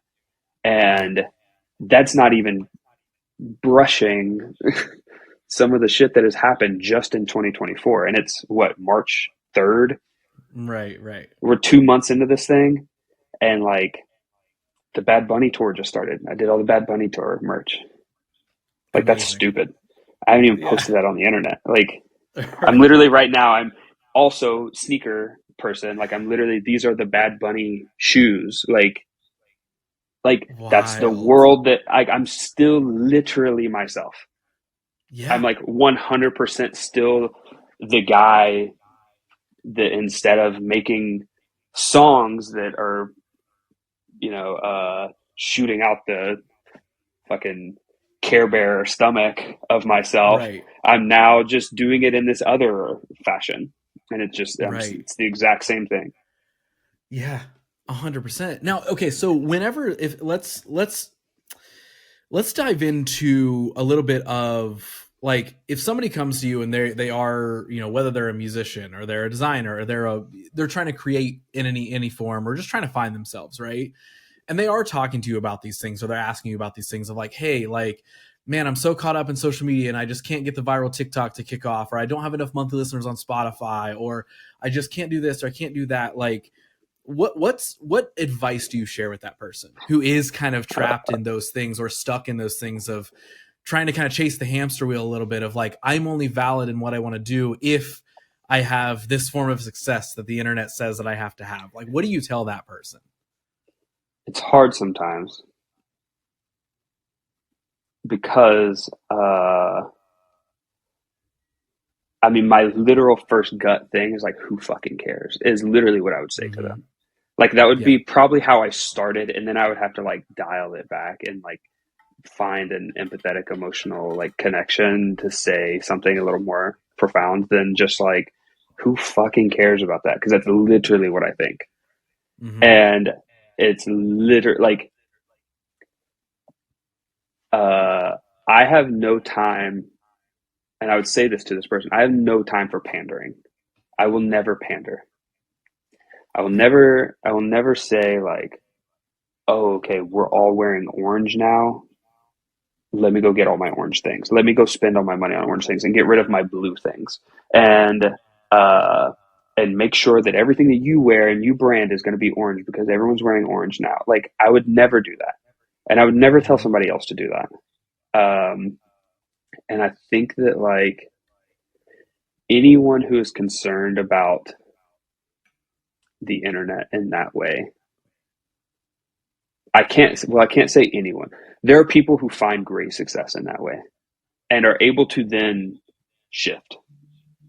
Shout out fucking Lil Nas X in that situation. Yeah. dude pandered to an audience and got in the door and then said, "Psych, this is who I am," to Mm-hmm. everybody. And he is Yeah. getting to live his like authentic, crazy self in the best way. Yep. But he like Trojan horsed the situation. And I don't think that's what you're talking about. You're talking about Right. Right. literally just like, you're like, I want to be viral. I want to have the TikTok thing. I want to have the monthly listeners. And it's like literally just what I would say genuinely in a business setting is, who do you want to talk to? Who is your fan base that you desire? This is how I think. I think in brands. Mm-hmm. Who do your listeners that you want? Who do they listen to? Where do they shop? And that's where I go to. Like, I go to shopping for some reason because I like clothes and I like brands and I like sneakers. Yeah. Are your like I'll use Phangs for an example. I get looped in on Spotify algorithms with what I would call Urban Outfitters fans. Okay. And Urban Outfitters fans love certain artists that are cool until the next thing is cool. Mm-hmm. But those aren't my fans. My fans, I would consider to be Comic-Con fans. They're obsessive. They want to know the lore. They want to know the whole world. And they want every article that you will give them. And they Yeah. want to own it. And it is theirs. And they want to tell their friends about it, but from a safe place. Yep. Yep. Whereas I feel like Urban Outfitters fans, or even Hot Topic fans, or PacSun fans, like I think about it all as if like it's a mall or something. They Yeah. wanna like what they like, and it's their personality, and they want everyone to know it's their personality out loud in public until the next personality happens. Yeah. And it's, if that's what you desire, that's what you're expressing to me. And if that's Mm-hmm. what you desire, great. But just know that that's what this game is. That's what this business is. That when you become viral and you get the TikTok and you get the monthly listeners, unless you have a fucking Trojan horse as well, there's going to be someone else chasing it right after you. And they're Yeah. going to bump you over. So if you don't have something to say along with it, you don't have something that is giving something to the universe or is speaking specifically to a human being and not a fad, then you're wasting yours and everyone else's time. That's Yeah. my opinion. And I Yeah. don't know. No, That could be harsh, but I that's don't. how I feel. No. Yep. That's I'm with you. I'm with you. So we've talked so much, about like the pivots and the like finding out like the things that we actually want to do for us, and whether it's graphic design or music or whatever. And like you said, you could be sitting on like, hey, I've got the next Phangs EP and I can do it whenever I want and whenever I feel like that it's gonna serve me best, right? Yeah, it is. Right It here. is right in there right now. So, like when you are looking ahead, like what's on the Fangs goals list? What's on the Fangs dream list from here on? Like even if it's like big picture, like bucket list items. Like if you're looking ahead, whether it's for fun, whether it's for business, just life experience, whatever it is, like what's on that list of things that you still would like to accomplish or like to create? Well, I had this conversation a few months back with a buddy of mine. His name's Cody T. He has this really cool like Disney parks clothing company. And I Okay. do a lot of designs for him. This is actually, I didn't design this one, but this is like one of his things. It's like going to Epcot and you're in the walking club. But he makes these Okay. really cool like clothes. It's huge there. Like, I mean, he's literally like Disney parks famous. Like if you go to the parks with him, it's like every 7 steps, someone's going to stop and take a picture with him. But Wow.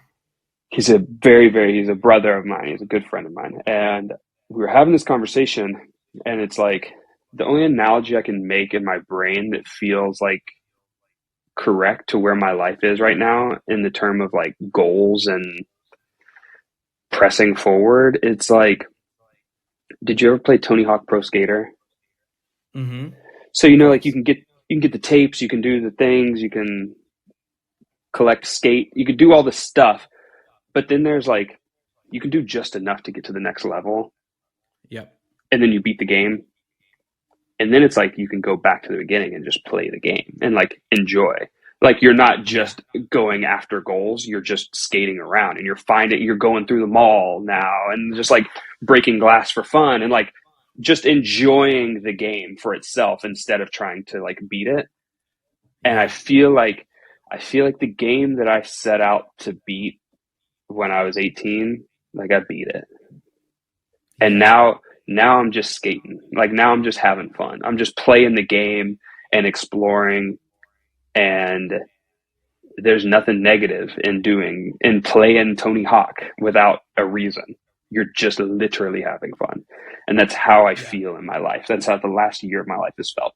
And that's not to say that I'm not working my ass off. Like I am working my ass off, but it's all like I'm in full control. There's no human being telling me to do something. Yep. And if they ask me to do something, I can very easily tell them no and have said no. Yeah. But luckily, everything that's coming in right now has been yes. And there are goals that I set, you know, I mean, like one of the goals literally that I set going into the new year, I was like, all right, it would be cool to design for like Bad Bunny. And then 2 weeks into the year, I got a text. And I was just like, I told my sister and I told that dude Cody. Those are the two, and my wife. I told the Yeah. three of them, and I sent a screenshot of the text to them, and they were just like, okay, like what else are you going to do for the next 12 and a half or 11 and a half months Yeah. of the year? Like that was your goal for the year, and That's that's so like good. I don't know if it's like profound manifestation or something, but like I'm able to like make shit happen, and maybe it's just like just trying to do good to the universe or something. But like, uh, I'm designing for other people now that are like, I literally have NDAs for that are like outrageous. Like there's no fucking way I should be doing this, Yeah. but I That's so get to, cool. and it's like it's so tight. And I mean, like, I just did some stuff for Noah Khan that's going out as well. I'm trying to think of ones that I can talk about. Like Yeah. that's going out. Like I don't know. It's been a crazy. I got off this call with this like UK company, and they were like, "Well, we need stuff for Jimmy Page." And I was like, "Okay, all Yeah. right, cool, I'll do that." Like, uh, it's cool, and it's also cool because these human beings that have never met me, I laugh every time when I get an email that says, "Hey, Fangs," like, not my name. Mm-hmm. Like it That's so still is good. in the thing. It's still part of the universe, and there's something about that like when people who don't understand or only know me as music or something, like when they ask like, are you happy? Like, do you miss touring? It's like, no, like this is crazy. Like I'm literally getting to replay the game. Like, and it's Yeah. so fun. But it's like getting to replay the game with all the skills, you know? Like that's the thing Yes. about like Tony Hawk is like every level that you play, you get better at the game. And then you go back and replay it with full skill level. And it's like, Yep. that's how I feel right now. I love I it. don't know. I love it, man. No, dude, I absolutely love it. Last couple things, and then we will wrap this up, call it a podcast. I know we could have made this entire conversation about pro wrestling. So I Let's have go. not mentioned it until the end here, but I would be remiss if I didn't at least ask you favorite wrestler, favorite match of all time. Oh God. Um, Favorite wrestler is probably Bret Hart. Great choice. I mean, Sting is up there as well, but like Bret, something about Bret, man. Yeah. The working man's guy. Like, Yes. probably Bret. And I would say the best match. I mean, lately, maybe that Seth and Cody cage match with when Cody Rhodes had the crazy like torn by Yeah. pec. That was crazy, and the fact that they made that happen is unbearable. Yeah. But probably, I mean, it would have to be Undertaker and Mankind when he throws Hell him in a off the Cell. cage. Yeah, like it has Yeah, to be. yeah, Like yeah. that is just outrageous. Is that your go-to when if you're ever introducing somebody to wrestling? Who like because I know that's a Um, question everybody throws around all the time. Like, what's your entry to someone who's like, I don't watch it, but I mean, I guess if you showed me something, like, what's your go-to? my entry, my entry is typically uh, like the NWO, like the Monday Night Wars, Okay, yeah, because I think okay, that that's an interesting, without getting like cheesy soap opera storyline wise. It's like, no, yeah, this is a very real, tangible thing that was happening that you can understand that has nothing to do with fixed matches or anything like that. This was literally a real media war that happened. And yeah, it included Carl Malone and Dennis Rodman, and it included Mike Tyson, and it included all these people that like are tangible to you as someone who doesn't know wrestling at all. right, But right, then we're also talking about people like Hulk Hogan and Stone Cold Steve Austin and Triple H, people that they culturally are just aware of, whether they've ever watched a mm-hmm. match or not. So that's Yep. usually my starting point with somebody. I love My it. wife I is a love it. full on fan now, which is hilarious. She Really? j- Oh, that's she amazing. she jokes. I don't recall this. She jokes that we dated, and then like it was like the day we got married. All of a sudden, a suitcase came out with all my wrestling T-shirts. um, but I mean, she's been to multiple live events and loves it. She loves Becky Lynch. She Incredible. loves Randy Orton. I'm trying to think of anybody else. I mean, she likes Seth as well. I love Seth. I think that Seth is the current day Bret Hart, to be honest with you. Yeah. He's the working man's guy. He cares about the industry. Yeah, he cares about the product as well as just being Right. good. Yes. Yes. Yeah. We could sit here for another like 4 hours Are you actually? I haven't and noticed till right now. Are you wearing a Sting shirt? yes. I That's have I have incredible. I have a Sting shirt on. Yes, I've been That's sitting here the awesome. entire time, and I mean, because at the time of us recording this, it's the day of his last match, so I I absolutely know. had to I make sure I know. was wearing a I Sting was shirt literally. today. I was about So to say that. I one time yeah. went to out right outside of Tyler, Texas. There's a smaller town called Lindale, Texas, and my cousin lived out there, and he was like the closest person in my family to my age. He was younger than me, though. He and I both liked wrestling, and we were, I mean, children. I'm talking like third grade. He would have been in like second or first grade or something. And the height of like really like WCW is happening. And Mhm. at this place called Doc's Pizza in Lindale, Texas, Sting was going to be there for a meet and greet. And man, I'm like through the roof. Like I'm so excited. I've got my Wolfpack shirt on, and I'm going to like meet Sting. And I literally walk into this place with my dad and my uncle and my cousin, and this dude who's like middle aged, 250-pound random guy with face paint on is standing there with a No trench coat and way. a baseball No bat. And way. I Oh I I no, didn't even dude. I didn't even fake a picture with him. I just was like, Oh, I'm out. I hate this. that's Like it was so awkward. it was like going to visit Santa Claus. It's a bad Santa Claus or something. Like I was so Man. mad. Like it was just some employee dressed as Sting or something. I was pissed. Dude, that's the worst. Oh my god. Also, one That other is small terrible. small random story is Yeah. the singer of that band, The Secret Handshake, that I toured with forever. He's still a buddy Hmm. of mine. We actually did two full tours as like while as Phangs and him, and he does new music now under the name Mystery Skulls, and it's huge. And he was on like WWE 2K with his Oh, music, awesome. and he's a huge Yeah. wrestling fan as well. And he got invited to this party for the launch of 2K, and he was like the only like non wrestling industry person. He's like the music industry guy that's there, and of course he was just like, Yeah. I got invited to a WWE event, I'm going. So Of he told me this. course. I go to his place in LA, and this was a couple years back, because he actually produced a few Fang songs in the early days. And I was in LA, I was writing with him, and I walked into his place, and I was like, what is this? And like, he also grew up in Texas. He was from Dallas. And so in Texas, maybe in the Midwest as well. I don't know. It's like a weird, like macho guy thing to do or something. But like behind your front door, there'd be like a bat or some sort of weapon just in case there's an intruder. Okay. Yeah. Yeah. And like not a gun, just like sitting right there, but like a bat or something.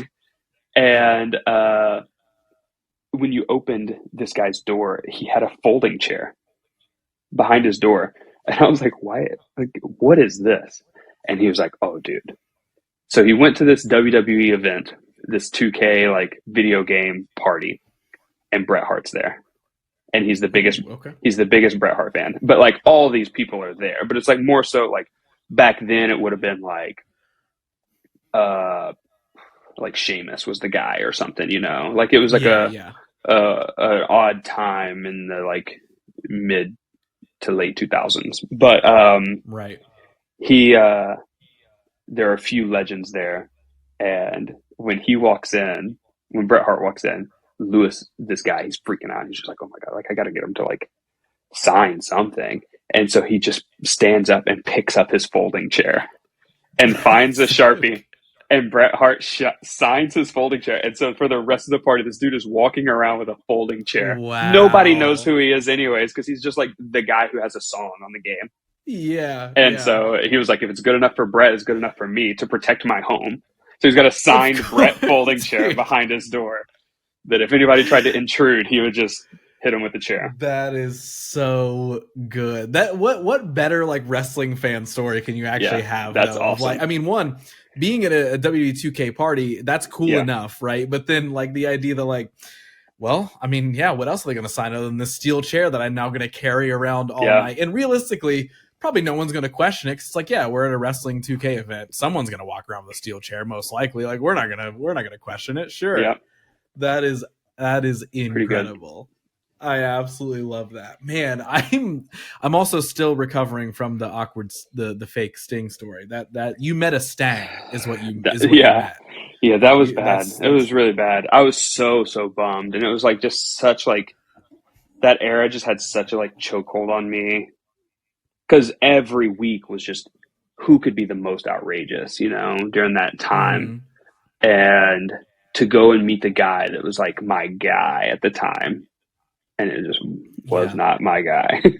Yes, yeah, that is not. Yeah, that is unfortunately. It was very cool to see him come from the rafters one more time last week, though. Yeah, that was really cool. Like that was dope. Well, he's the only reason that I really watch AEW at all, like ever, like that I even know what's happening is because of him. Like I'm definitely like a WWE guy still, but I mean Sting is the icon, man.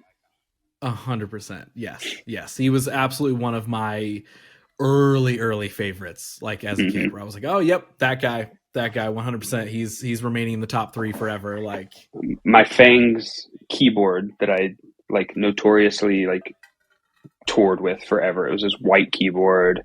In the corner of it was a like 1992 Surfer Sting trading card that I'd taped to it. And it was just on there forever. And it was just like this random little, like, if anybody ever got close enough to look at my keyboard, they would always see that and just be like, what? Like, wait a second. This is a very particular thing to be here. Very specific. That's amazing. Well, dude, I like I said, I know we could sit here for the next handful of hours and just make this a wrestling podcast 100%. Maybe we'll just have to do that. Maybe we just do what normal people do and talk not on a podcast at some point. And we can just hop on a Zoom or something and chat all about wrestling. But as far as this podcast goes, I got one final question for you. Unless there's anything major that you're like, dude, we can't wrap this up without talking about this one thing, this crazy story or anything like that. Anything you feel like we missed? I don't think so. I mean, I pretty much talked about my entire life. Yeah, perfect. Yeah. That's exactly what I want. So I have one final question for you then, and then we will call this a podcast. So right now, I want you to pretend like everybody everywhere, all around the world is listening to you speak. So we're tossing logic out the window. They can hear you. They understand you. So right now, you have a live mic. It's attached to everyone everywhere, and you get to share one thing with them. What is it that you're telling them, and what would you want everyone to hear? I mean, it would just be the same thing, man. Like, just be a good person and like have empathy and like seek perspective. Like don't let it be a part of who you are to have perspective that is not just your own, and make that your own, like make other people's perspective yours, and just be a good human being. That's all I try to do, and it's all I hope anyone else could do. Beautiful. I love it, man. I'm so stoked we finally got to do this again after man. like years of internet friendship. And while yes, we're talking over the internet right now, but like actually getting to finally like sit down, whether virtually or not, and actually get to know each other a little bit, whether it's for a podcast or not. I'm glad we got to finally make it happen. Yeah, man. Thank you for being on the show, man. Dude, yeah. Thanks for having me. I'm hyped to do it. Yeah, 100%. Well, but as we tell everybody goodbye, is there anything that you want anybody to go check out? Like if they want to go find your music, where can they find that? If they want to hit you up or just even go see your design stuff or just contact you or anything that you're up to, do you want people to find you? If so, where can they do that at? It's just This Is Phangs everywhere, like on every single thing. Just This Is Phangs. Yeah, I'm just making things. Yeah, man. Beautiful. I love it, man. Well, we just made a podcast. Hell yeah. And again, man, I'll probably say it 100 times if I haven't already. Thank you so much for making the time to do this, man. I'm so stoked we got to chat. Same. Thank you.